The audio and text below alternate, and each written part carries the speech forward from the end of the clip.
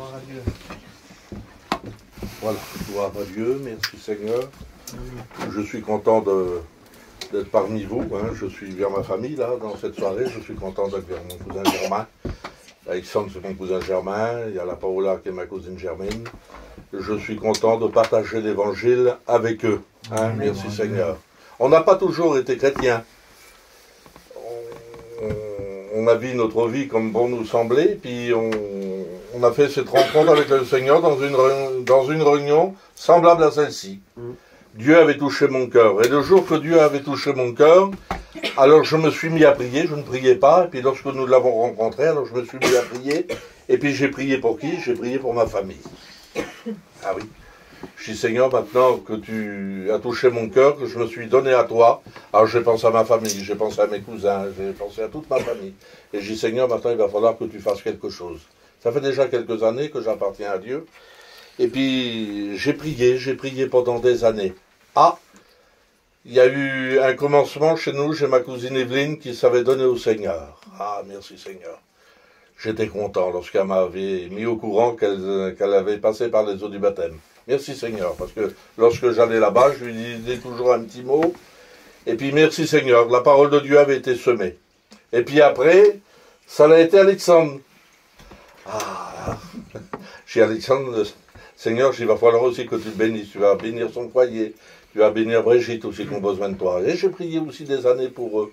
J'ai prié des années. Puis un jour, j'avais entendu qu'il venait au Rignon. Ah, quelle beauté, j'étais content. Et puis après, j'ai écouté qu'il savait qu'il était vraiment près du Seigneur, qu'il avait donné sa vie au Seigneur et après il est devenu chrétien, lui et Brigitte. Merci Seigneur, que Dieu soit béni. Alors le foyer, hein, il dit aussi, bientôt il va servir le Seigneur, merci Seigneur, mais je crois que ça va encore continuer. Amen. Hein, je crois que ça va encore continuer, il y a ma cousine qui est là aussi, je suis un petit peu ému de les voir, mais mon plaisir, ça serait aussi qu'ils puissent se donner au Seigneur. Que Dieu soit béni. Merci Seigneur. Amen. Alors nous l'avons rencontré. Nous avons pas toujours été chrétiens. Nous n'avons pas toujours été chrétiens. On vivait comme bon nous semblait. On croyait un peu en tout. Et puis un beau jour, alors j'ai rencontré le Seigneur et je ne le regrette pas. Amen. On peut regretter des choses. On peut regretter d'avoir acheté quelque chose, d'avoir été quelque part, d'avoir fait ci, d'avoir fait ça. On regrette. Mais la seule chose que je ne regrette pas, c'est d'avoir donné ma vie au Seigneur. Que Dieu soit béni. Et la Bible nous dit que lorsque le Seigneur prêchait, il y a des centaines et des centaines de personnes qui venaient autour de lui. D'autres avaient s'approché de lui parce qu'il y avait des malades. D'autres s'approchaient de lui parce qu'il y avait des problèmes dans les foyers. Mais il avait la réponse à tous les problèmes. C'est-à-dire que le malade qui venait vers lui était guéri. Celui qui avait besoin d'une parole la recevait. Il avait la solution à tous les problèmes. Comme ce soir, il a la solution, je ne sais pas, je ne vous connais pas tous, mais il a sûrement aussi la solution à ton problème. Nous l'avons rencontré, et puis aujourd'hui, nous l'attendons.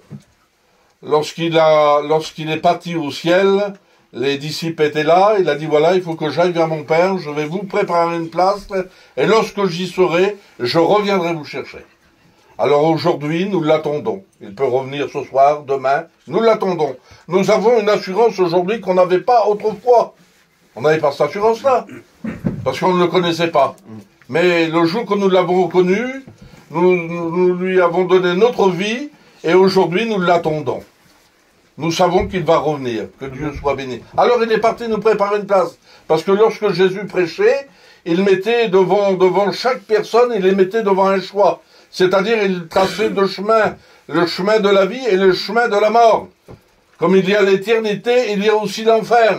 Et puis, le jour que j'ai écouté parler de ça, l'enfer, eh ben, je ne vous cache pas que je ne connaissais pas le Seigneur. J'ai écouté la réunion comme vous l'écoutez ce soir. Moi, je croyais qu'une fois qu'on était mort, on était mort. Mais on m'avait parlé de l'enfer. Et puis, on m'avait dit que lorsque tu regardes dans la Bible, tu vas voir que deux hommes ont quitté la terre. Un était chrétien et l'autre n'y était pas.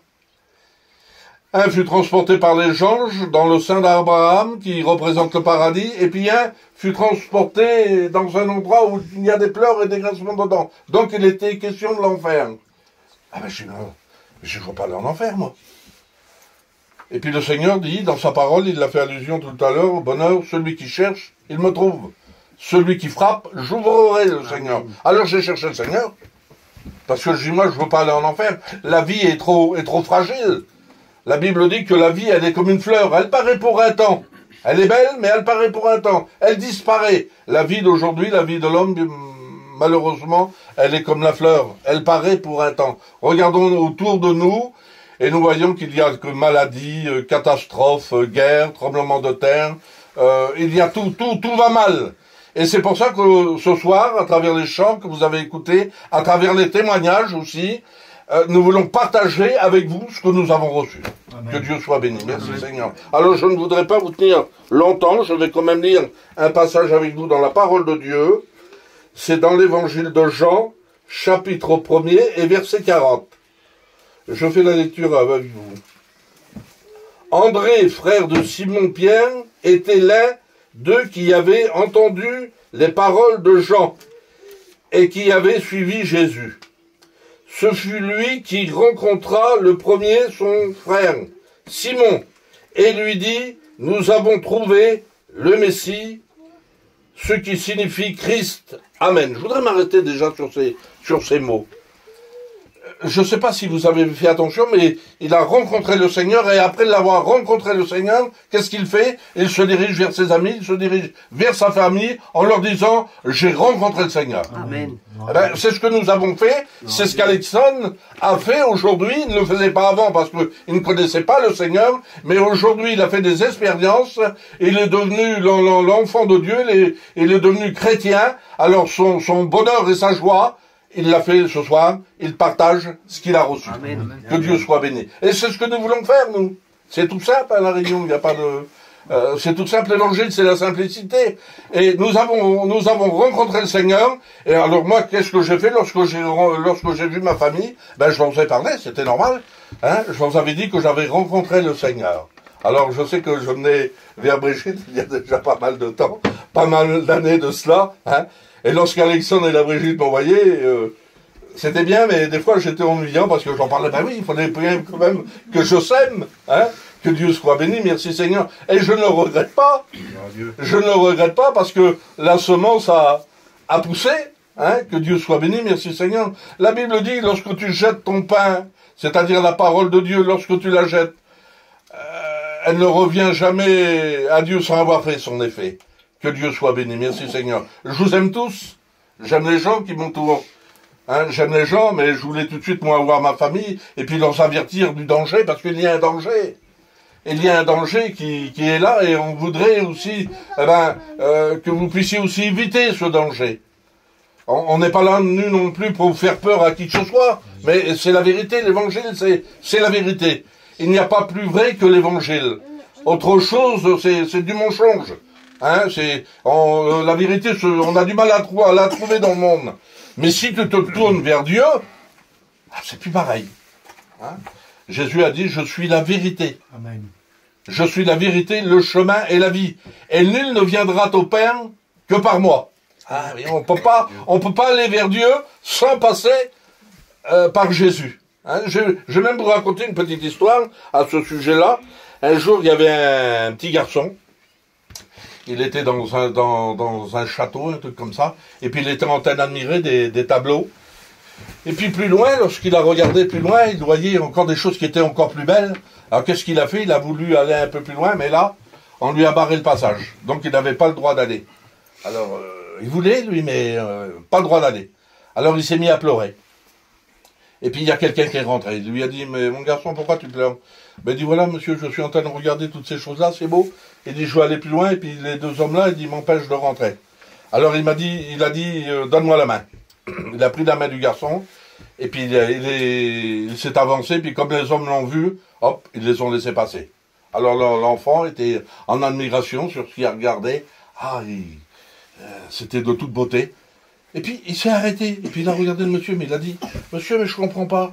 Tout à l'heure, moi, j'ai voulu faire comme vous. J'ai voulu passer, mais ils n'ont pas voulu. Et puis vous me tenez par la main, vous passez. Ben il dit, parce que moi je suis le fils de la maison. Ça veut dire que si tu veux voir Dieu, il faut passer par Jésus. Amen. Si tu veux être sauvé, Parce que le salut est en jeu ce soir. C'est ce soir le jour du salut. Ce n'est pas demain, parce que demain, malheureusement, ça peut être trop tard. On voit des gens, des fois, qui disparaissent. Hein, malheureusement, ça va vite. Hein. Là, nous, il n'y a pas tellement longtemps, on ne s'attendait pas à ça. J'ai reçu un coup de fil de mon frère aussi, qui est atteint aussi de la maladie. On ne s'attendait pas à ça. Lui, il y a quelques temps en arrière, ben, il ne pensait pas à ça, mais voilà. La maladie, la mort touche toutes les personnes.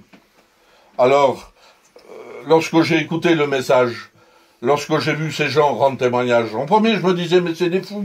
Comme Alexandre disait tout à l'heure, mais c'est des fous. Et puis, je me suis posé la question, et puis je me suis dit, mais si on a affaire à une personne ou deux personnes, ou à 3 personnes, ils peuvent être fous. Mais il y en a des milliers, il y en a des centaines. Alors, j'y sais, c'est plus eux qui font, mais j'y sais nous qui font. Alors, je me suis mis à chercher le Seigneur. Et ça va faire 37 ou 38 ans que je lui appartiens. Hein. Que Dieu soit béni, merci Seigneur. Peut-être demain, vous me verrez peut-être plus. C'est peut-être la dernière soirée que vous me voyez. J'espère de vivre encore, mais bon, que voulez-vous? C'est comme ça la vie. Ben, demain, si je viens quitter la terre, je sais où passer l'éternité. Il y a une éternité. Il y a une vie près du Seigneur. Amen. Une vie où qu'on ne trouve plus de malades, où qu'on ne pleure plus. C'est une éternité, ça n'a plus de fin. Mais il y a aussi l'éternité, malheureusement, où il y a cet endroit où il y a des pleurs et des grincements de dents. Alors, si je vous dirais, est-ce que vous voulez aller là? Les gens diraient, ben non. Hein. Et puis un jour, j'ai fait une drôle de... J'étais à Paris, et puis c'est moi qui faisais la réunion, et puis j'ai posé une question aux gens. J'ai dit, je ne pose pas la question à ceux qui sont chrétiens, mais ceux qui n'ont pas fait encore de rencontre avec le Seigneur, à nos amis. Est-ce que vous croyez que le Seigneur viendra nous chercher et qu'il va enlever son Église? Alors ceux qui le croient, qui lèvent la main. Il y a eu je ne sais pas combien de mains levées. Eh ben j'y sais bien, rabaissez la main maintenant. Ben j'ai pourquoi que vous ne le rencontrez pas ce soir. Si vous croyez que le Seigneur va venir nous chercher, j'ai pourquoi que ce soir vous ne le rencontrez pas. Pourquoi vous ne voulez pas partir avec lui? Et ce qu'il y a de formidable, c'est-à-dire qu'il ne demande pas d'argent, hein, parce qu'aujourd'hui, pour avoir un petit peu de bonheur, malheureusement, il faut payer. Hein, il faut toujours payer, et puis ça ne dure pas longtemps. Hein. Mais Jésus ne demande pas d'argent, il ne demande pas non plus des maisons, il ne demande rien. Non, non, ça ne lui intéresse pas. Ce qu'il veut ce soir, c'est ton cœur. Amen. Que Dieu soit béni. Oui, jeune garçon, jeune fille, nous dit la parole de Dieu, donne-moi ton cœur. Que Dieu soit béni. Merci Seigneur. Alors il continue à parler de Jésus, et il s'arrête vers cet homme, il lui parle, ah bon, ah ben c'est bien, ben moi aussi je veux le rencontrer, il est où? Alors il fait son tour, et puis il les amène vers Jésus, et puis il va vers un autre, hein, un peu plus dur, parce qu'il y a des gens des fois qui sont des fois un peu plus durs les uns que les autres, et puis là il a affaire à un homme qui s'appelle Nathanaël, et puis il lui dit, voilà, nous avons trouvé Jésus, celui dont les prophètes ont parlé. Parce que lorsqu'on regarde la Bible, dans l'Ancien Testament, Jésus, les prophètes l'avaient annoncé.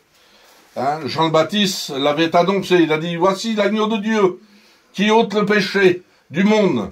Les prophètes l'ont annoncé. Ils ont dit, il vient. Et Jean le Baptiste le présente. Le voilà. Voici l'agneau de Dieu, qui ôte le péché. Et aujourd'hui, nous le présentons aussi.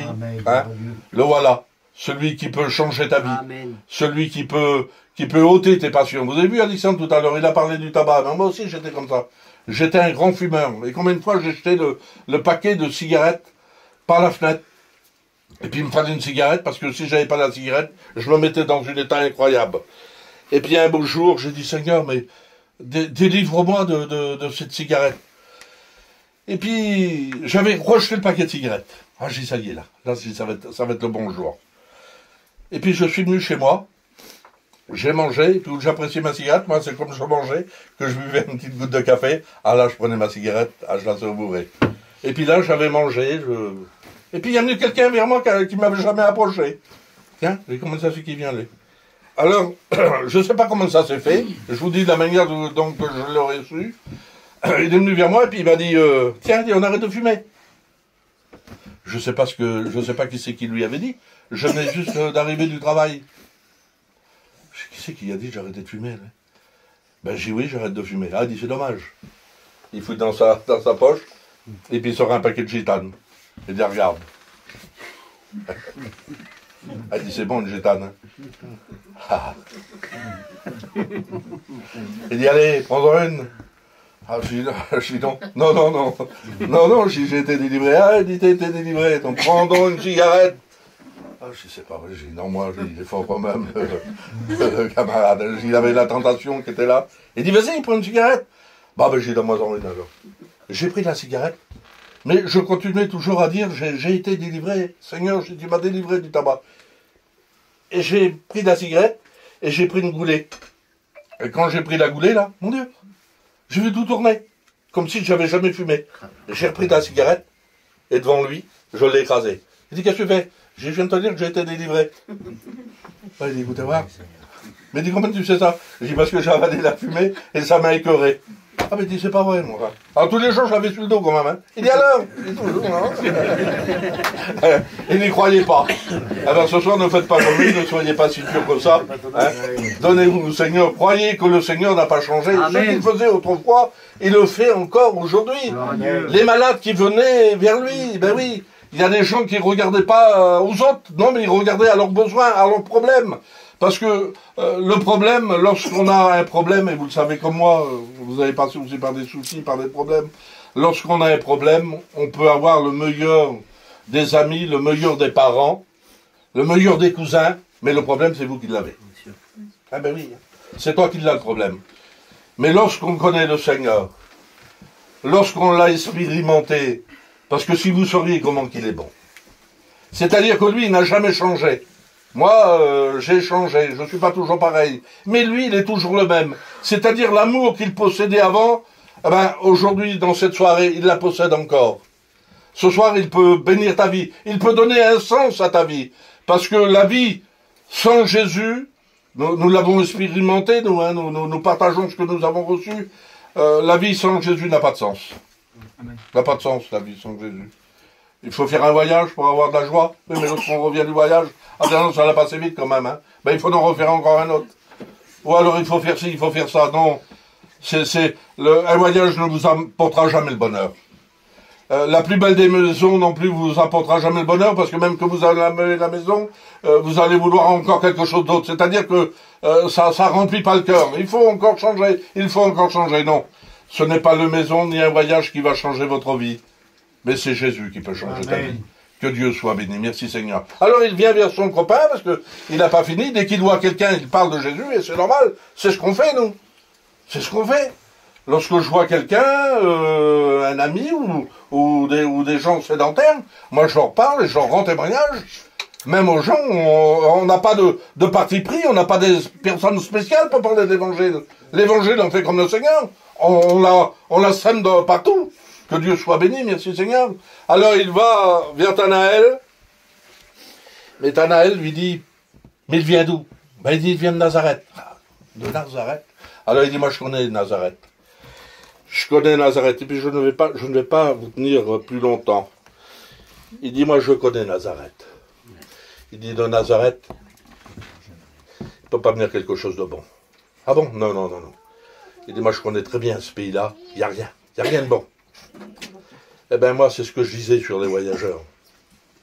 Sur les gens du voyage. Je disais qu'ils vont parler de l'évangile. Mais qu'est-ce qu'ils vont m'amener de bon? Qu'est-ce qu'ils vont faire? Ah oui, je ne comprenais pas, moi. Je ne savais pas. Oui, mais un voyageur qui a rencontré le Seigneur n'est plus la même personne. Et lorsqu'ils nous ont rendu témoignage, parce qu'on avait eu quand même l'occasion, Alexandre, on avait eu quand même de la famille, nous. La Régina, tout ça, ils savaient donner au Seigneur, ils nous parlaient du Seigneur, la même haine à nous parler aussi du Seigneur, mais bon, ça nous intéressait pas tellement, hein, ça nous intéressait pas tellement. Et puis, donc, il va dire, lui, mais qu'est-ce qui peut venir, quelque chose de Nazareth? Et puis, il va se trouver dans un endroit, et puis le Seigneur va le voir, et puis il va lui dévoiler sa vie. Mais il va dire comment? Mais il dit, avant que tu viennes, je t'avais déjà vu. C'est-à-dire qu'il va lui dire, il va lui dévoiler sa vie. Eh bien, c'est ce que la parole de Dieu fait. Lorsqu'elle touche un cœur, elle dévoile notre vie. Amen. Et lorsque la parole de Dieu nous dévoile notre vie, alors on ne peut pas faire autrement que de donner sa vie au Seigneur. On sait, vous savez que la vie aujourd'hui, elle paraît pour un temps. vous n'allez pas vivre des siècles sur la terre. Il va falloir la quitter, la terre. Alors, n'attendez pas non plus qu'il soit trop tard. Hein? N'attendez pas comme il soit trop tard, comme le rêve qu'il avait fait Alexandre. Hein? Dans son rêve, il était foutu, hein, dans le rêve. Oui. Eh ben oui. Hein? N'attendez pas des fois qu'il soit trop tard. Il y a un homme, il a levé les yeux au ciel, mais lorsqu'il a levé les yeux au ciel, il était trop tard. Il était mort. C'est-à-dire que la mort ne s'arrête pas, on dit, nous, ça y est, la tombe, c'est terminé. Non, non, la vie continue. Il y a deux endroits où passer l'éternité. Il y a l'enfer et le paradis. Bon, moi je disais, de toute façon, on verra bien, l'enfer, on verra bien. Mais lorsque je me suis endormi le soir, j'ai pensé à ça. Mais s'ils ont raison. Parce que je me disais, moi, mais je suis pas méchant. Je suis pas méchant, moi j'ai été élevé, on a été élevés ensemble, hein, avec Michel, l'Alexandre, avec ma petite cousine qui est là, on était comme, c'était mes frères et elle c'était ma soeur. Je disais, mais je suis pas méchant, moi. Pourquoi que je vais aller en enfer? Eh oui, mais j'étais un pécheur. Puis il dit que le salaire du péché, c'est la mort. Mais que le don gratuit de Dieu, c'est la vie éternelle. Alors j'ai dit, c'est pas vrai, je suis. Alors, j'ai écouté les réunions, Et puis on a parlé de l'enfer. Et puis lorsque j'ai écouté parler de l'enfer, j'ai passé la plus vilaine nuit de ma vie. J'ai fait tourner, je dis, c'est pas vrai. Je dis, c'est pas vrai, j'ai dit que la vie va continuer. Et puis, ça sera dans les pleurs, ça sera dans le tourment. Et pour l'éternité aussi, il n'y aura pas de fin. Ah, j'ai dit, non, moi, non. J'ai dit, je ne veux pas aller là. J'ai dit, tant pis, s'il faut se priver de certaines choses, on le fera. Mais j'ai dit, je suis le Seigneur. Amen. Que Dieu soit béni. C'est-à-dire qu'il y avait eu deux chemins devant moi. Hein. Il y avait un choix. Vous avez vu, dans la vie, il y a toujours un choix à faire. Hein. C'est ce que Constant me disait tout à l'heure. Il dit, lorsque la parole de Dieu est annoncée, il y a un choix. Ben oui, c'est vrai qu'il y a un choix. Et puis je me suis trouvé devant ce choix-là, et puis je me suis dit, Seigneur, si tu existes, comme il l'a fait l'Alexandre, je veux aussi te rencontrer. Et puis j'ai rencontré le Seigneur. Et puis aujourd'hui, j'ai mon foyer qui appartient au Seigneur. J'ai 3 filles qui sont mariées, ils sont chrétiennes, ils chantent pour le Seigneur. J'ai une petite fille aussi de 17 ans qui vient de se baptiser il n'y a pas tellement longtemps. J'espère aussi que ça va encore continuer. Hein? L'homme de Dieu disait, moi et ma maison, nous servirons l'Éternel. Aujourd'hui, nous ne voulons plus rien servir d'autre, si ce n'est que le Seigneur. Dieu nous a aimés, mais il t'aime aussi à toi ce soir. Dieu t'aime. Que Dieu soit béni. Merci Seigneur. On prie le Seigneur sur sa parole. Nous bénissons ton nom, Seigneur, nous te rendons grâce.